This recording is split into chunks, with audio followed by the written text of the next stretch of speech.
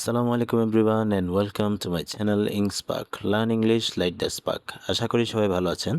আজকে আমরা এসএসসি পরীক্ষা ঢাকা বোর্ড 2026 ইংরেজি দ্বিতীয় পত্রের 3 নং প্রশ্নে যে রাইট ফর্ম অফ ভার্বটি রয়েছে তার সঠিক ব্যাখ্যা সহ সমাধানটি দেখে নিব। ভিডিওটি না টেনে পুরোটা দেখার এবং চ্যানেলটিকে সাবস্ক্রাইব করার অনুরোধ রইল।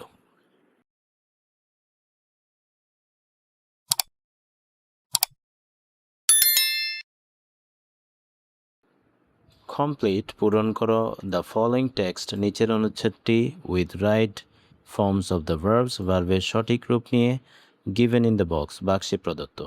এখানে বাক্সে মোট 10টি ভার্ব দেওয়া আছে। উক্ত ভার্বগুলো নিয়ে আমাদেরকে যথাযথ স্থানে বসাতে হবে এবং একই সাথে আমাদের ভার্বের রূপগত পরিবর্তন করতে হবে। এখানে মোট 10টি গ্যাপ রয়েছে, প্রতিটি গ্যাপের জন্য 1 নম্বর করে মোট 10 নম্বর বরাদ্দ। সো প্রথমে আমরা ভার্বগুলো একটু শিখে নিব। প্রথম ভার্বটি হলো রিপোর্ট। রিপোর্ট অর্থ প্রতিবেদন। এরপরে লার্ন অর্থ শেখা বা জানা। রিপ্লেস অর্থ প্রতিস্থাপন করা বা পরিবর্তন করা। আর্ন অর্থ অর্জন বা উপার্জন। খাম অর্থ আশা। কন্ট্রোল অর্থ নিয়ন্ত্রণ। ম্যানিপুলেট অর্থ হেরফের করা বা কারসাজি করা। প্যারালাইজ অর্থ অকার্যকর করা বা নিষ্ফল করা। টেক অর্থ নেওয়া। গ্যালপ অর্থ দ্রুত ছোটা বা দ্রুত বৃদ্ধি পাওয়া। প্রাইস অফ এসেনশিয়ালস নিত্য প্রয়োজনীয় জিনিসপত্রের দাম। প্রাইস অর্থ দাম, এসেনশিয়ালস মানে নিত্য প্রয়োজনীয় জিনিসপত্র। ইজ হলো সাচ এ ক্রুশাল ফ্যাক্টর এমন একটি গুরুত্বপূর্ণ বিষয়। ক্রুশাল মানে গুরুত্বপূর্ণ, ফ্যাক্টর মানে বিষয়। দ্যাট যে ইট ডাইরেক্টলি এটি সরাসরি ড্যাশ দ্য লাইফ জীবন and living of the majority people অধিকাংশ মানুষের জীবন এবং জীবিকাকে নিয়ন্ত্রণ করে। সো নিয়ন্ত্রণ করা ইংরেজি হচ্ছে কন্ট্রোল। প্রথম গ্যাপে যে শব্দটি আসবে সেটি হচ্ছে কন্ট্রোল। এখানে যেহেতু বাক্যটি প্রেজেন্ট ইনডিফিনিট টেন্স এবং এখানে আমরা দ্যাট যুক্ত একটি কমপ্লেক্স সেন্টেন্স দেখছি। দ্যাটের পরে একটি ক্লজ রয়েছে, এই ক্লজে একটি সাবজেক্ট রয়েছে, সেটি হচ্ছে ইট যেহেতু থার্ড পারসন সিঙ্গুলার এবং বাক্যটি যেহেতু প্রেজেন্ট ইনডিফিনিট টেন্স, সেক্ষেত্রে ভার্বের সাথে একটি এস যুক্ত করতে হবে। সো প্রথম গ্যাপে আনসারটি হচ্ছে কন্ট্রোলস। এরপর দ্য মেজার্স পদক্ষেপগুলো সোফার এই পর্যন্ত ড্যাশ বাই দ্য গভর্নমেন্ট সরকার কর্তৃক গৃহীত বা গ্রহণ করা। এই গ্রহণ করা ইংরেজি হচ্ছে বা নেওয়া ইংরেজি হচ্ছে টেক। সো এখানে টেক শব্দটি বসবে বি গ্যাপে। যেহেতু এটি একটি প্যাসিভ ভয়েস, আমরা জানি সাবজেক্ট যদি ভার্বের কাজ করে তাহলে অ্যাক্টিভ, সাবজেক্ট যদি ভার্বের কাজ না করে সেক্ষেত্রে সেটি প্যাসিভ ভয়েস হয়। যেহেতু দ্য মেজার্স পদক্ষেপ কখনো নিজে নিজে নেওয়া হয় না, সেক্ষেত্রে এখানে V3 করতে হবে। টেক শব্দের V3 হচ্ছে taken. The measures so far taken by the government সরকার কর্তৃক যে পদক্ষেপগুলো এই পর্যন্ত নেওয়া হয়েছে। ড্যাশ অ্যাপ্রিসিয়েশন প্রশংসা, অ্যাপ্রিসিয়েশন মানে প্রশংসা। ফ্রম দ্য পিপল মানুষের কাছ থেকে প্রশংসা অর্জন করেছে। এই প্রশংসা অর্জন করা ইংরেজি হচ্ছে আর্ন অর্থ অর্জন বা উপার্জন। যেহেতু এটি প্রেজেন্ট পারফেক্ট টেন্স অর্জন করেছে, আমরা জানি কোনো কিছু হয়ে গেলে, সম্পাদন হয়ে গেলে সেক্ষেত্রে প্রেজেন্ট পারফেক্ট টেন্স হয়। সো এখানে একটি হ্যাভ অথবা হ্যাজ যুক্ত করতে হবে এবং এরপরে আর্ন শব্দের পাস্ট পার্টিসিপাল ফর্ম করতে হবে। এখানে যেহেতু সাবজেক্ট প্লুরাল আছে দ্য মেজার্স পদক্ষেপগুলো, সেক্ষেত্রে এখানে হ্যাভ যুক্ত করতে হবে। হ্যাভ এরপরে আর্ন শব্দের সাথে ইডি যুক্ত হবে।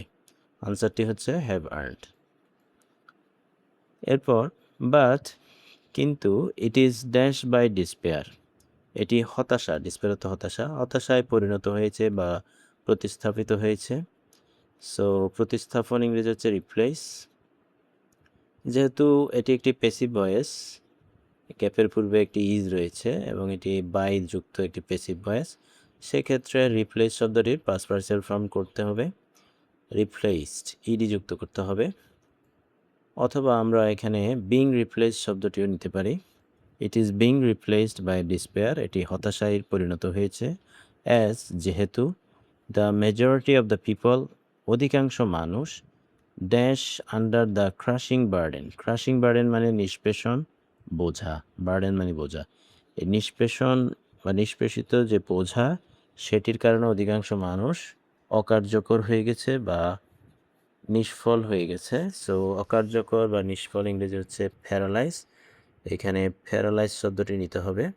যেহেতু এটি প্যাসিভের গঠনে রয়েছে সুতরাং একটি অক্সিলারি ভার্ব যুক্ত করতে হবে এম ইজ আর। এখানে পিপল বহুবচন, সেক্ষেত্রে আমরা আর শব্দটি নিব। সো আনসারটি হচ্ছে আর প্যারালাইজড অথবা have been paralysed. Of dash prices, এখানে মূল্য বৃদ্ধির কারণে, এই মূল্য বৃদ্ধি বা দ্রুত মূল্য বৃদ্ধি, দ্রুত বৃদ্ধি পাওয়া ইংরেজি হচ্ছে গ্যালপ। সো এফ নং গ্যাপে আমাদের যে শব্দটি হবে সেটি হচ্ছে গ্যালপ। যেহেতু গ্যাপের পূর্বে অফ রয়েছে, এটি একটি প্রেপোজিশন। প্রেপোজিশনের পরে আমরা জানি সাধারণত ভার্ব প্লাস আইএনজি হয়। সো গ্যালপ শব্দটির সাথে আইএনজি যুক্ত করতে হবে, গ্যালোপিং প্রাইসেস। এরপর ইট ড্যাশ দ্যাট, এটি প্রতিবেদনে বলা আছে যে বলা হয় যে, প্রতিবেদন ইংরেজি হচ্ছে রিপোর্ট। সো এখানে রিপোর্ট শব্দটি নিতে হবে। যেহেতু এটি পেসিভের গঠনে রয়েছে সেক্ষেত্রে একটি অক্সিলারি ভার্ব যুক্ত করতে হবে। যেহেতু সাবজেক্ট থার্ড পারসন সিঙ্গুলার, এর সাথে ইজ যুক্ত হয়, ইট ইজ। এরপর রিপোর্ট শব্দের সাথে ইডি যুক্ত হবে। ইট ইজ রিপোর্টেড দ্যাট, প্রতিবেদনে বলা আছে যে। এখানে আমরা চাইলে লার্ন শব্দটিও নিতে পারি, সেক্ষেত্রে আনসারটি হবে ইজ লার্নড। জানা আছে যে দ্য বিজনেস সিন্ডিকেট, ব্যবসায়ী syndicate, dash the market prices, এই বাজার মূল্য মার্কেট প্রাইসগুলো কি করছে, হেরফের করছে বা কারসাজি করছে। হেরফের করা বা কারসাজি করা ইংরেজি হচ্ছে ম্যানিপুলেট। সো এখানে ম্যানিপুলেট শব্দটি নিতে হবে। যেহেতু বাক্যটি আমরা চাইলে প্রেজেন্ট ইনডেফিনিটেও রাখতে পারি অথবা প্রেজেন্ট কন্টিনিউসও করতে পারি। যে প্রতিবেদনে বলা আছে যে ব্যবসায়ী সিন্ডিকেটরা এই বাজার মূল্যগুলো কি করছে, হেরফের করছে। এই করছে বললে আমরা এটাকে প্রেজেন্ট কন্টিনিউয়াস করতে হবে।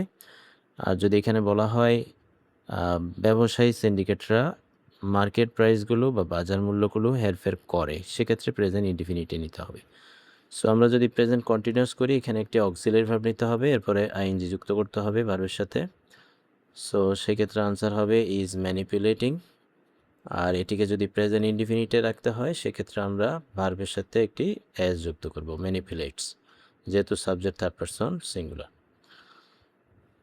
এরপর অ্যান্ড এবং সো দ্য রিটেইলার্স, খুচরা ব্যবসায়ীরা, dash out of their evil mechanism, তাদের যে ইভিল অর্থ খারাপ বা নেতিবাচক, যে মেকানিজম পদ্ধতি, অবৈধ বা খারাপ পদ্ধতির থেকে বের হয়ে আসতে পারে না।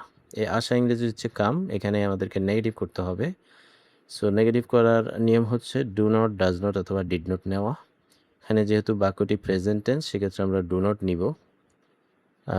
সাবজেক্ট হচ্ছে প্লুরাল, সো আনসারটি হচ্ছে ডু নট কাম অথবা ডোন্ট কাম। এরপর সাম সেলফিশ ম্যান, কিছু স্বার্থপর মানুষ, আর dash to have been involved in illegal activities, এই ইলিগ্যাল অ্যাক্টিভিটিস মানে অবৈধ কার্যক্রম, ইনভলভ মানে নিযুক্ত।